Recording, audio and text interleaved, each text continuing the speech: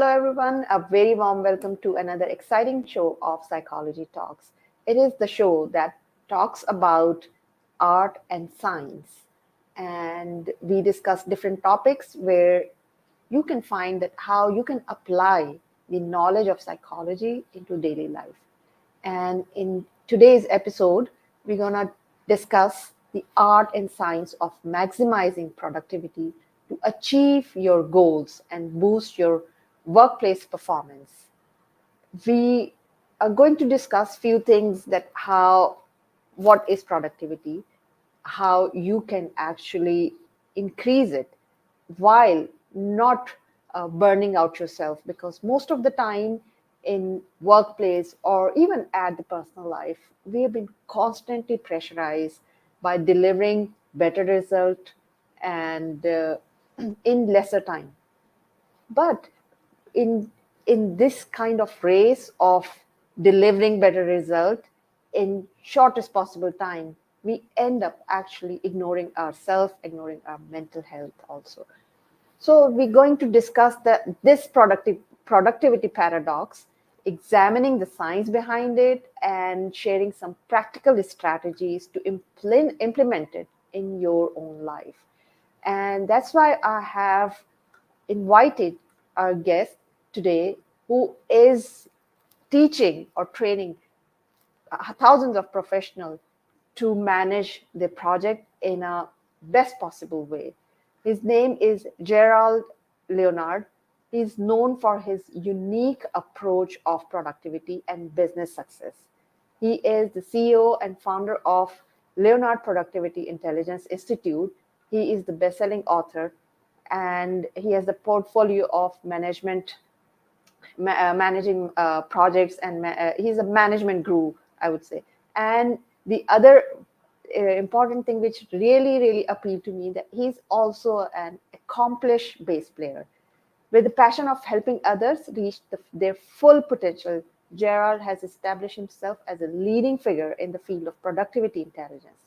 His expertise has garnered significant recognition, leading to numerous sought-after guest appearances, including notable platforms such as NPR and Jack Canfield Show, among others. And he recently published his book, Symphony of Choice, and we're going to discuss his newly published book in today's shows as well. So let's welcome Gerald. Hello, Gerald. Thank you Hey, so how much for are you? joining us today. Well, thank you so much for having me. I'm really happy to be here. Yeah, it's an honor to have you with us today, because I've been like, I've seen your TED talk and I've been reading about you. It's really the way you teach people is amazing, and especially teaching that how to achieve more in less time is Yes, something that everybody wants to know. So exactly. I have given a little bit of introduction, Sure. but I would want you to actually tell our audience that about your early childhood, that how you get into the field, why you actually chose the music first, and then you move into this business. So just tell us a little bit about yourself. Okay, excellent. Well, I'm going to start off with the little red guitar that's behind my shoulders here. That used to be my sister's guitar when I was 10 Mhm. years old. And I used to sneak into her room and steal it and play it. And she realized that she wasn't going to play it, so she let me have it. And that was my first instrument, that little red guitar. It doesn't have the strings on it. I kept it, and we put it up there for just kind of remind me of where I started in life. But I joined a band with some friends, and one of them was an amazing guitar player. So I knew right then I wasn't going to be the guitar player of the band. So I became the bass player of the band. And when you're playing bass, you're actually playing the whole song. You don't get a break. You have to learn all the patterns of the song. And it happened at a time where between I said ages of 10, 11, 12, young kid.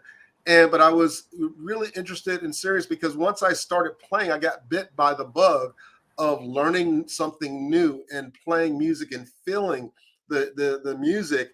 And at that time in 1974 in Central Florida, they created what was called the Lakeland Civic Center.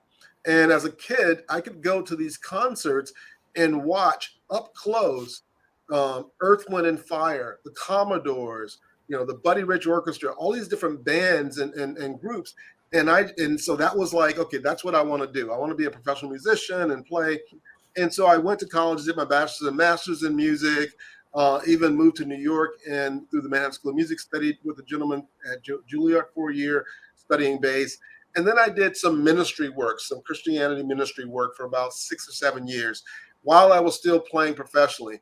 And with a lot of those character things that I was going through, I decided, I don't want to play clubs and those kinds of things, but I do like playing benefits. I do like playing shows. I do like playing orchestra things. And so to supplement my income, I got into IT. And I started, picking up the instrument, picking up the computer. You hear me saying pick up the instrument, because picking up the computer was like picking up an instrument for me, because of what music does to our brains. But what happened was, over time, I realized, one, I have a master's already. I don't want to go back to school and get another master's. So I started doing all these certifications. And as you see from my wall, I've been doing certifications and training and education, even now, right? As I'm continually building my career. And what happened is I started seeing the combination or the similarities between playing shows and being a musician and being in business. And those things really taught me the power of what I learned as a musician, but also all of the different things I was learning as a business. And that drove me to where I started speaking. I ended up writing my first book, which is called Culture is the Bass, because we were talking earlier about how, if bass is like putting salt in a good dish. Yeah. Without it, it's kind of bland. So you got to have the bass. But you also, when you hear the bass and drums in the beginning of a song, the culture, the style, probably the musician. So culture is the foundation of, what we do. And that's kind of like the bass. My second book was called Workplace Jazz, because a lot of work now is being done by small, agile teams. 3 or 4, 5, 6, 7, 8 people are doing the work in these major projects, and it's agile work. And what's a great example in the music world? Well, it's a quartet, it's a trio, it's a quintet of musicians playing jazz. And so the whole idea of what could agile teams learn from jazz musicians? And so that was my second book, Workplace Jazz, and that was published by Business Expert Press. And then John Wiley just published my third book, A Symphony of Choices, which is a business novel that teaches the principles of project, program, portfolio management under the disguise of teaching, being a gentleman being mentored, who's a bass player, who becomes the orchestra manager. He's being mentored by an old college professor around decision-making, workplace engagement, and project management. And it helps them save a concert season with all the challenges, but it's also a story, because I believe that challenging material is best digested through stories. And if we can relate, our brains think in stories. If we can relate and engage with a story, we learn a lot of lessons as we read the story. And so that was my purpose for writing it as a story, and not just as another business book about project portfolio management or decision making. Yeah, I like amazing journey, and especially I love the idea of the business novel, because as we were discussing before the show, that all the business books are so boring, I would say. And it's so difficult or to actually digest a lot of concept, but to write the concept in a way that is more appealing, and that is more engaging and more comprehensible, I would say. Or I would just say that it is more easy to retention. When we listen, when we read a book where there are stories, or where someone has gone through the challenges, where people actually can relate to, then they can learn that, okay, this is the way that person has handled the situation, so maybe I can do the same. So I think that is the best way to introduce a business concept. Yeah. Yes, exactly. And another thing that I did to it was I got a lot of advice and a lot of input as I was writing the book. And so things like at the end of each chapter, the lessons from the mentoringship of Dr. Richardson, who's the character, who's a professor, I summarized those lessons at the end of each chapter. So if you're reading it and you're really wanting to get the business aspects of it, you can go to the end of each chapter and glean what's being taught that you need to walk away with.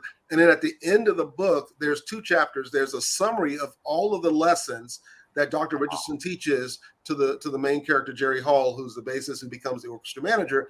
But then there's also an implementation guide. So all of the principles that are being mentored throughout the book there's at the end, there's a guide that you can use in your own organization. And here's the secret to the guide. It's an actual implementation guide I used for a major law firm that I was working for 4 years. And I helped them become a projectized organization where they went from doing few projects a year, doing 60 and 70 projects a year. They were in 5 countries and 14 offices. So it was an implementation guide that can be used for a very complex and large organization. They were about $1 billion law firm. And so it really is a part of me giving back to anyone who buys the book, that you're going to get a treat of, here's how you take all those lessons and actually implement them into your organization, depending on where you are. Wow, that's amazing. That's literally amazing. Okay, so now coming to our discussion, like, the topic, as it says, it productivity paradox, right? So as like a lot of people are actually pressurized to deliver more in less time. So what is the secret behind this? How you can manage all the stress and yet deliver the best? Well, so to answer your question, I have to tell you a story. And it's a story about me and something that I recently went through, I would say back in 2018. Obviously, before then, I was a very productive person. I was doing certifications and running my company and doing a lot of different things. I had my own challenges as well with family and so on and so forth. But in 2018, I had a major bout with vertigo, and it wiped out my vestibular system. In other words, the vestibular system is a part of our brain that balances, that we use for balance. Okay. And so I was rushed to the hospital. I spent a day and a half in the hospital. The only way they could make the vertigo stop was to give me a shot. Wow. I don't know what it was, but they gave me a shot to make it stop. I spent a day and a half in the hospital, and the only way they would let me come home is if I used a walker and could show them that I could scoot down the hall with a walker. I couldn't walk by myself. That happened 6 weeks before the TEDx. Oh my God. So 6 weeks before the talk that you watched of me playing, I'm laying in bed wondering, is this my life?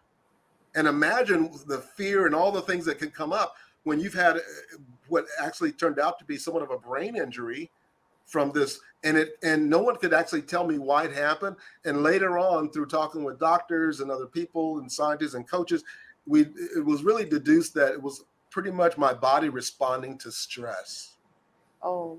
Because stress, if you don't deal with it on a regular basis, it will come out one way or the other. And for me, it came out through the vertigo and by the vestibular. But here was the blessing and the secret. Being a musician, and if you listen to my talk, I talk a lot about the neuroscience of music. Yeah. And in that, I talk about how if you're playing a musical instrument, the brain is so active that if there's damage, it will rewire itself. Mm-hmm. And so I used that principle and said, I'm going to set a goal of delivering this talk, and I'm going to keep playing music and play every day and start trying to walk. And within 3 weeks, I walked into my doctor's office unassisted.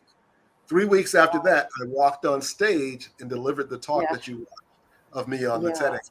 Yeah. Now, here's the secret of where I really honed in on the productivity paradox that we're going to talk about. Mm-hmm. That situation left me with what some people would call a disability, because it gave me a vestibular balance imbalance. So that if I stand up really fast, I have to hold on to a chair because my vestibular system has to kind of balance and catch up. But I don't call it a disability. I call it a constraint, because I got certified in theory of constraints, Dr. Goldratt's book, The Goal. And so I really studied the constraints. And by understanding that it's a constraint, I leveraged that constraint and figured out, okay, so then how can I be just as productive or even more productive with this constraint in my life? Because I'm not disabled. I'm very able. I just have a constraint.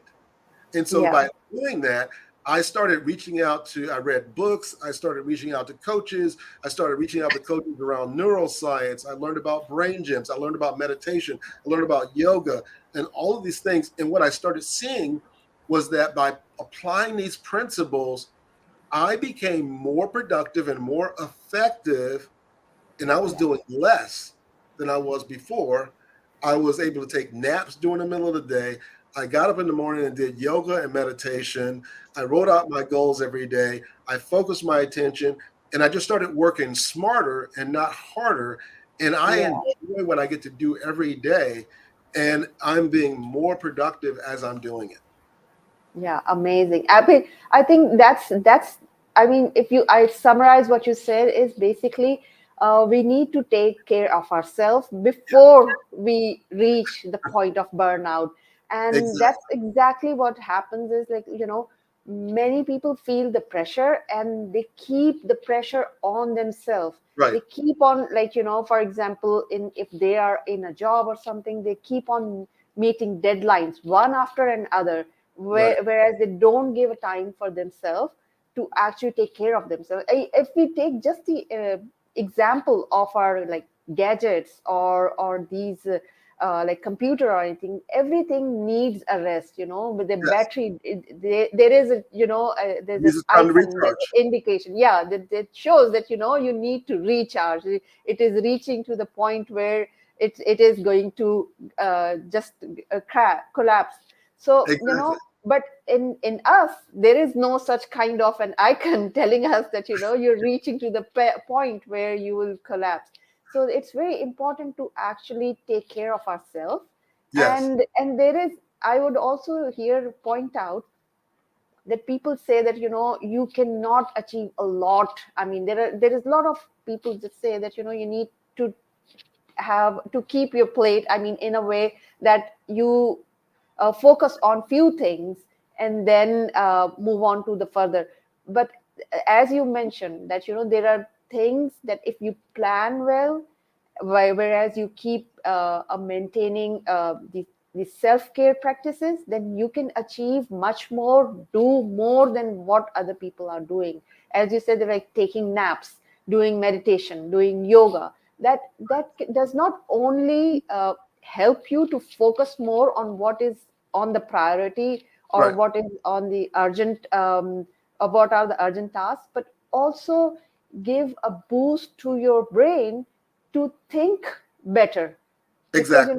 it's not only just that we just need to finish the task one after another. We need to deliver the best possible way, and the Exactly. best possible way you can do it when you take care of your mind.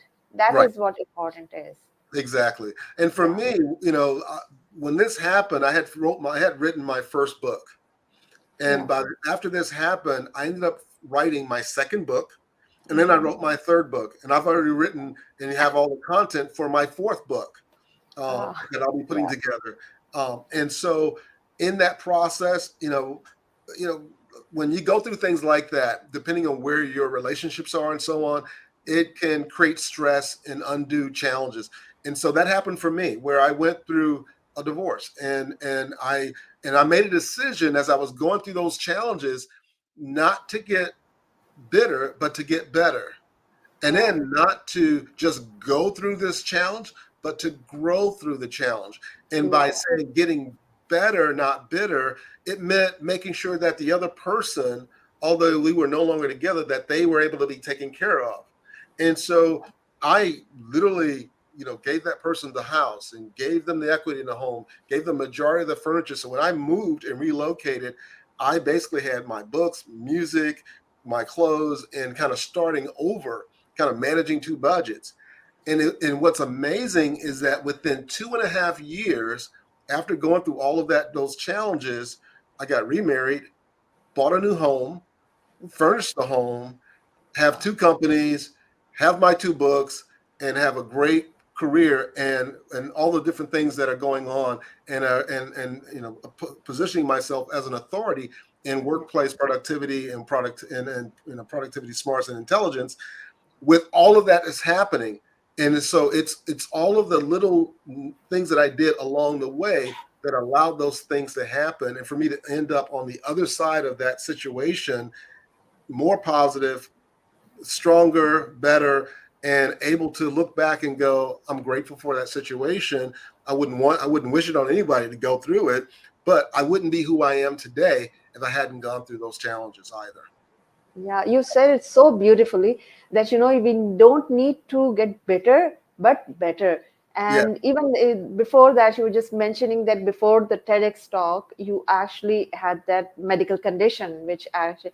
So I would just point out that everything happens for a reason. And you know what? And as you mentioned, that we need to go, and do not only go through it, grow through it. So like Exactly. when things happen, they happen for a reason, and we need to realize that what exactly was the reason for that.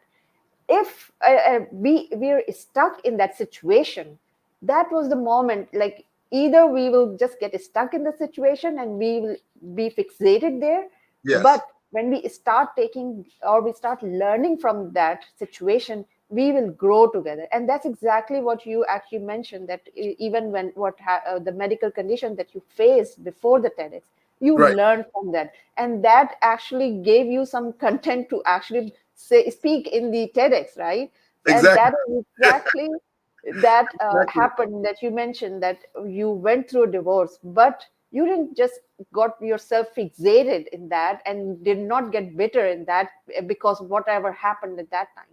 You learn from that and you grow, and look at you. I mean, the phenomenal success. Like, you got the house, you get two companies, you get two more books, and I think that the other one is also on the way. So it's when we learn that why that event happened, and we Yeah. learn the lesson, we grow more, and instead of getting bitter, we get better. So I absolutely love the way you actually explained it. So when I was actually watching your TEDx talks, you mentioned about the performance, and the performance is mentioned that it's quite boring and repetitive, right? In order Right. to excel any job, we need to do something repetitively.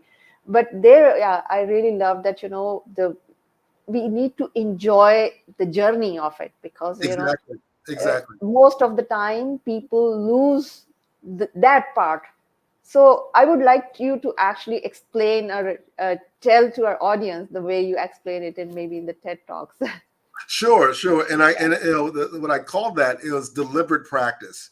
Yeah. When you're trying to learn a piece of music, or you're developing yourself as a developer or a project manager or a business analyst or a writer, it requires you to practice. But if you just kind of go through the rote of practicing something and then you get to the point where you don't like practicing, think about it this way, and this is kind of how I thought about it, is that most professionals, whether it's, right now this football season in America, right, or soccer Mhm. season in the UK or other places, or take a musician, playing professionally, they're only on stage performing in front of an audience maybe 5% of the time. 5% of the time. That's it. The rest of the time, they are in practice.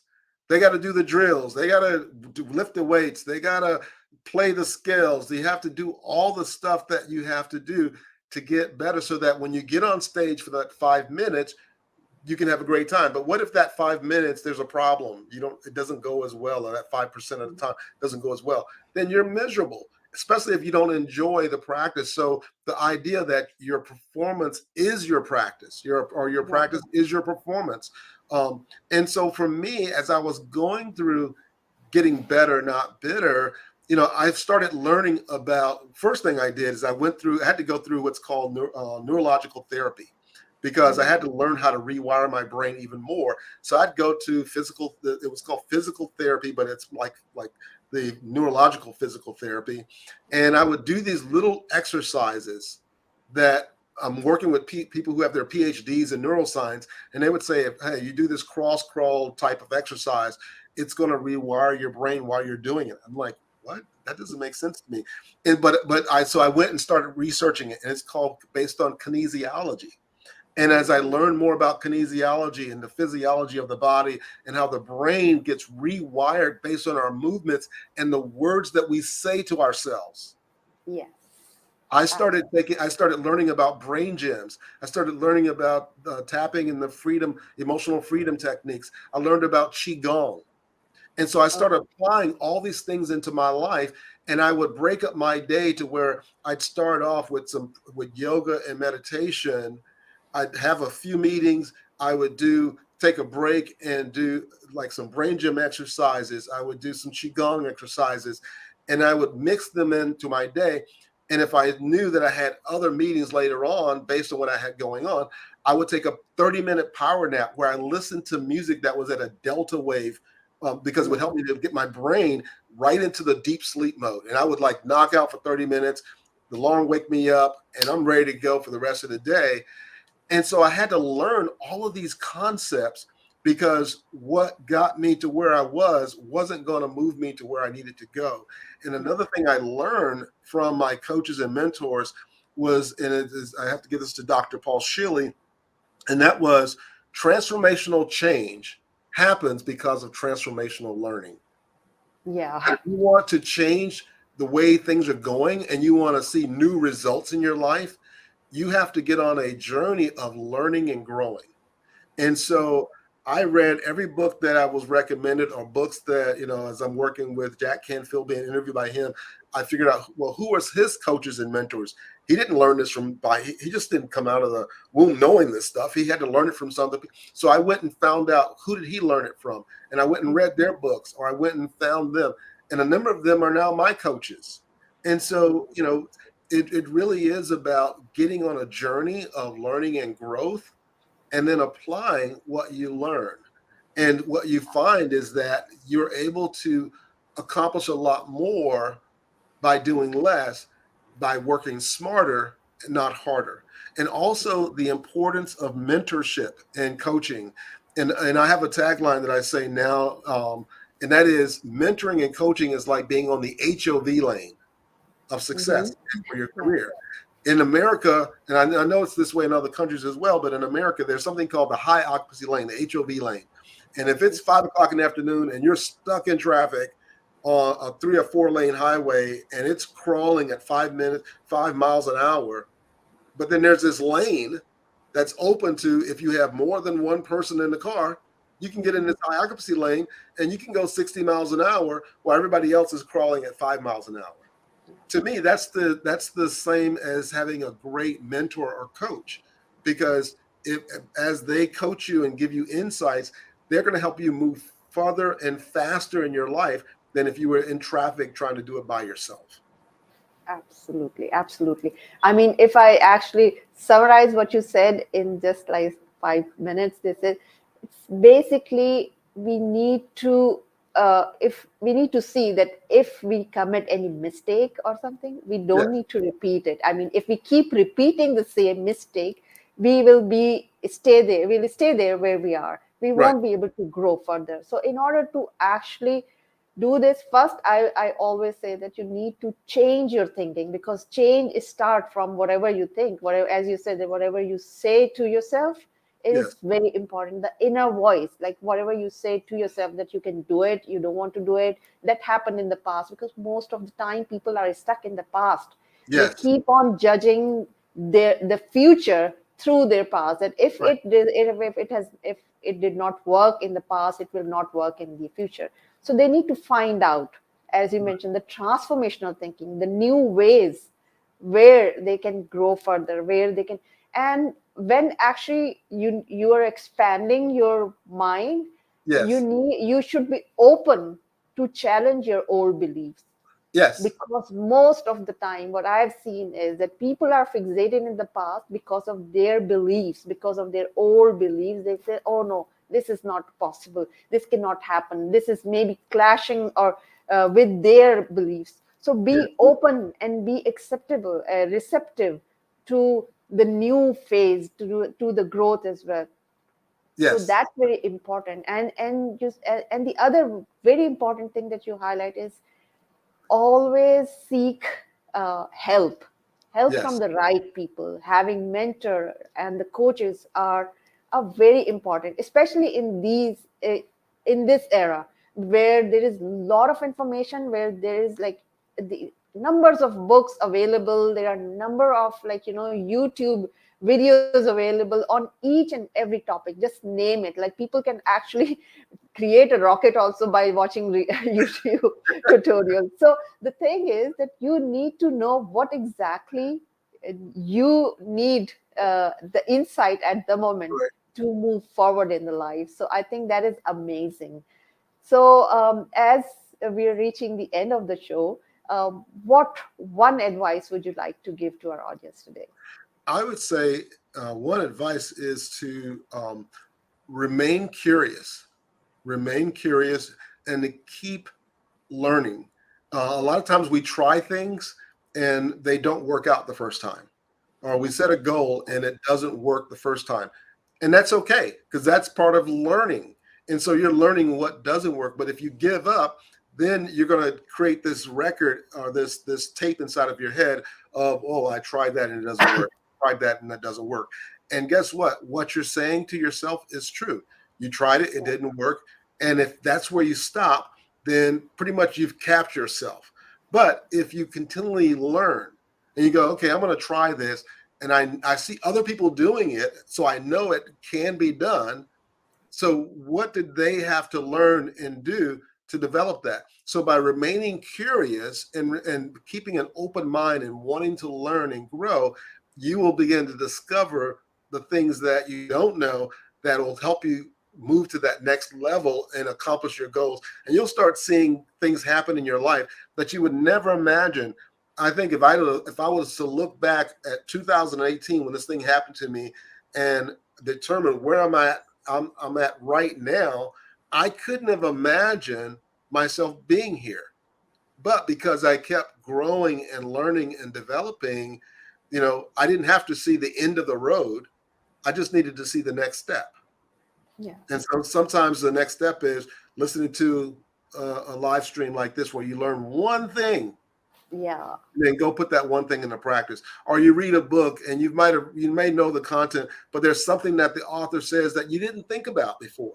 And you learn that one thing that you start doing different. Even if you improve 1% every day, think about what that's going to look like in 2 years. You'll be a totally different person if you stay curious and keep moving forward. And as one of my coaches say, keep stumbling forward. Yes, failing fast. I usually say, like, Exactly. never be afraid to fail, but try to fail fast, because if you're not failing, that means you're not trying. So, Right. if you're failing in, let's say, if you're trying, let's say, 10 different things, and if you're failing in seven, guess what? You're still actually doing three things right. So, the more tries you give to do, you will actually get something better out of it. So I think that's Excellent. amazing. Yeah, I learned a lot from you, and I was looking forward to this show for like the moment that we actually had the interaction, and that you just uh, scheduled the podcast. So I was really looking forward to it. So before I actually close the show, please tell our audience that how they can reach out to you. Okay, so there's a specific page that I'll post in the notes, and I'll also Okay. send you the link for Okay. your Yeah. Please do that. podcast as well. And it's called Okay. productivityintelligenceinstitute.com/psychology talks. So the name of your Okay. show, and it's Okay. my website, productivityintelligenceinstitute.com/psychology talks. And if you go there, there's information about the show. There's some images where you can download a free couple of free workbooks from me, as well as if you want to have a conversation to take this to a different level and learn more about how you could work with me. You can also book a call with me, and you'll see links and information about my 3 books, Cultures the Base, Workplace Jazz, and the latest one, A Symphony of Choices, or connect with me on LinkedIn or one of my other social media channels. It's all in that. Amazing. Yes, I think I've already posted the link to your productivity intelligence on the comment, but definitely I'll do that when I post on the podcast channels about the link on of your website. And please, I think whoever is listening, please check out this new book, Symphony of Choice. I think it's amazing. I think it's definitely a revolutionizing business book, because it's not a very, very orthodox, conventional sort of a business book. It's a business novel where you get to know the real story of the person, that how that person dealt or handled the challenge Yeah. and developed this successful business. So I think it's a must read book. So please check out. I will also is it available on Amazon? Because I'll Yes, also it is. Yes, it's okay, available okay. everywhere. And the audiobook should be out soon as well. Okay, that's great. So I will also share the link of the book. So thank you so much, Gerald, for joining us today and sharing your wisdom with us. And thanks to all the audience also who joined us from across the globe and shared some comments also. So thanks a lot to the audience, and thank you so much, Gerald, for joining us. It was Thank an you honor to have for you with having us. me. Thank you for Thank you having so me. much. Thank you, and bye bye. Bye bye.